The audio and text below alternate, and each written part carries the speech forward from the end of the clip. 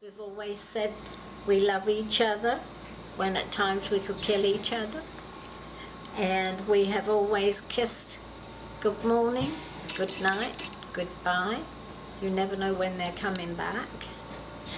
And I think that's what's helped our relationship through this, because I'm always kissing him.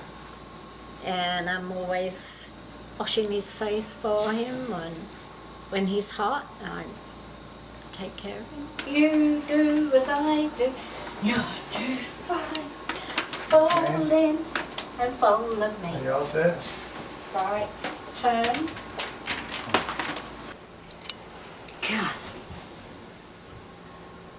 By the time you get in there, I could have bought the teapot and had my tea and come back and got you. True.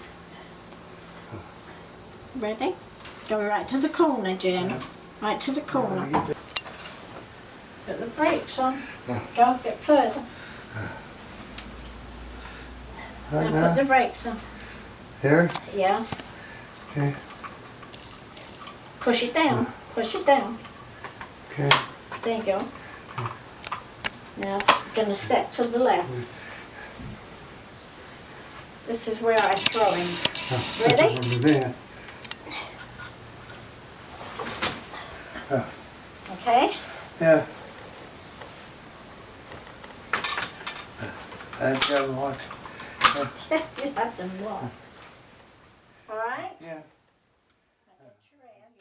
About the family, I don't know what I would have done, especially Scott and his dad. I don't know what I would do. And Jade and Tasha, they've been my crutch. And it's hard being a caregiver, but when you love someone, you do anything for them, and I did. And the nurses would say, you're not just a wife, you're a nurse now. You know, you joined our ranks. And it was just hard. I thought it would be easy, but it was very, very hard. But you do it because you love that person. When your mate dies, you think, could I have done something different? What could I have done? And you think back, what could I have done for his leg and his foot? But there was nothing you could do, you know. And I'd hold him, I'd talk to him, but nothing could console him. Friday the 17th, February 2017. I know he will be awake for W bed, that means wet bed, and yelling like he is mad. Oh well, 11:40 now, and going nuts in there. 12:20, still calling, won't shut up. 12:40, more yelling, ripped his underwear off, messed in the bed. When I say mess, peed, you know. Put another one on him. If he yells again, I'm calling hospice house. I need sleep. It is terrible. 3 nights and morning changing sheets is killing me. I'm up most of night. Bed is nasty from spit. That's some of the note. Now he's fell out of bed at 5 o'clock. I got him back, made him crawl on the bed. If you'd seen him crawling. But no, when we contemplate, no, God, I can't even talk right now, suicide, I was cooking the bacon, and I said, I'll cook all this before we do it. We was going to take all my pills, just lay down in the bed. We hadn't seen our sons, and we were ready to do it. And all of a sudden the door opened, and come old Fred as our third son, and he said, what you doing? Scott was with them as well, and Tasha, they were all here. And we told them, they had fit. And then we did again, and then he did. Well, He wanted to be with Jesus. that point in time that point in your life passes in front of you as time goes on, because what else can you do? I try to keep things where when old Jim here does go visit that guy up there, if he's good enough for him. Why, she won't have hardly anything to do to speak of. People learn to take care of each other. They can't go park Jim in the corner over there or Beryl in the corner and say, here, well, here's your book. Go ahead and read your book and Shut up. we'll see you after a while, No, we've been very lucky with hospice. They call me and they'll say they'll be coming out at, say, 1 o'clock. And they bring, do you need this, do you need that, are you all right? That's the first thing they ask me, are you all right? Are you sure you're getting enough sleep? Are you eating because you've lost a lot of weight? Me. And I say, I'm fine. Then, but you've only had so many hours of sleep. I say, no, but I'm one of these people. I'm a doer. And when the things they told me I had to do for him, at first I thought, I don't know. But I signed the paper saying I was his caregiver. You do have to sign a paper. And when I called them and said what I would have to do, they said, oh yes. I said, okay. So when they came the next day, they said, you are a fully fledged nurse. What I had to do. And, on the Wednesday, hospice house called me to come to the hospice house. Jim not so good. He was a mess. I was shocked to see him. So terribly ill. I was scared. I came home, got my clothes, and we went back up there again, and he was worse. I unpacked my clothes and I stayed the night there. And then Thursday, hospice said he's not doing so good. We had to call the family all together. Jimmy's dying. It has and was a terrible day. He will not give in, and he wouldn't go. He just, he wouldn't go with Jesus, we all kept saying.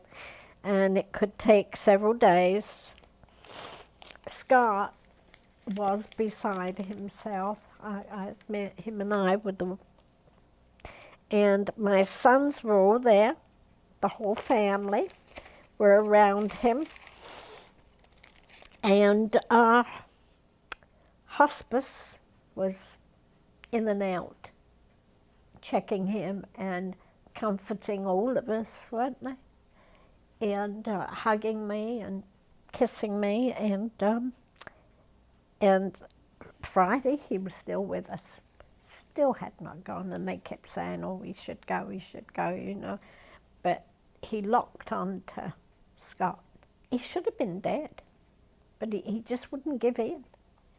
His eyes, you knew he was dying because his mouth was, and he just wouldn't give in. And the nurses were very good.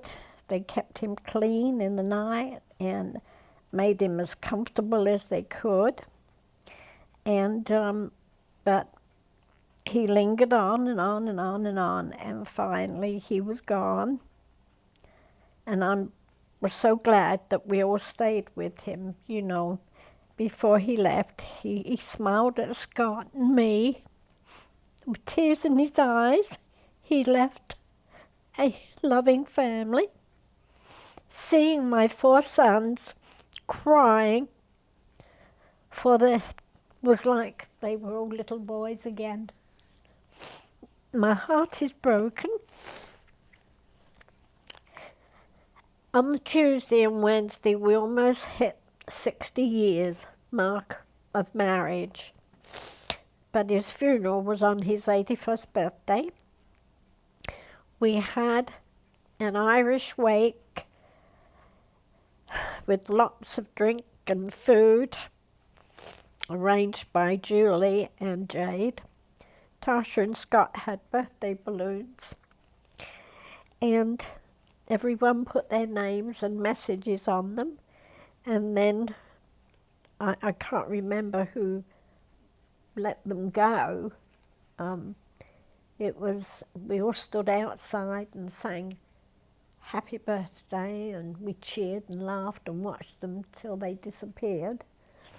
And we all cheered, and I was just out of it. I just couldn't comprehend what was going on. They all said at once, "We better make Nan a cup of tea." And they did. I think it may have been Scott or Tasha. And we came in home, and my soulmate was gone. And I'll never see him again, only in my dreams. And it's been, the house is so quiet. I can't put the radio on or television because it's I can't take the noise. But hospice has called me. They have sent me a card, and they are wonderful people. If it hadn't been for them, I would have gone completely bonkers. I just wouldn't know what to do, and they were very, very informing and wonderful people, caring. And when he passed, they came in and they said a prayer. We all held hands and said a prayer around him, and we were allowed to stay another hour with him. And Scott had trouble getting his hand free. He had mortars, whatever they call it, rigor mortis had set in so fast. They had to pry the fingers off of him because Gramps didn't want to leave Scott. And it was it's been a very long 2 years. I've been his caregiver all that time, and I'm 4'6", weigh 132 pounds, and I am usually a very strong person and obstinate. Very, very obstinate. I refuse to leave the home. I want to stay here. Right now, he's everywhere. And I do wear his wedding band next to my wedding ring, an eternity ring. And it's a funny feeling. I still hear him. I heard him last night. And he usually would give a cough. And I even heard that. But it's the Beryl, you know, and I just hear it. My mind has been radioed to hear that noise. When he did go, it was a blessing for him, because he did suffer an awful lot. But I think now he knew that we were all there and the nurses were there, and they each came in and kissed him goodbye. And it was a very, you can walk in and out of hospice, and you feel, because you're not going to see the starch and hear that noise, go to room so-and-so code. You don't hear any of that. It's peace. And they're very private. You have your doors, you can keep them closed. My family used the sunroom, and they used what they could, you know. And if anybody will listen to this, hospice is the place to send your loved ones. And I think my whole family were shocked. I sent pictures to England and everything, and they were shocked that this hospice is so beautiful and how nice the people are, the doctors and the nurse practitioners. And it made me feel like we were loved. You just weren't a number in a room. You know, you leave a hospital when somebody's passed, you got a tag on your toe, because when our friend died in the hospital, we went there and they didn't have him covered or nothing, just a tag on his toe. And that's how I thought it was going to be at first. But they don't put no tag on your toe. You know, they're just there to comfort you. And they do comfort you. That's all I can say. And he, you know, died in a loving place where they cared.